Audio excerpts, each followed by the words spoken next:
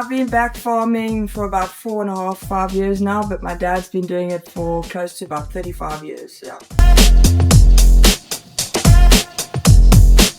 I think it's just obviously being outside and working with nature, and also just being able to provide for the nation. And, you know, potatoes is quite a staple diet at the end of the day.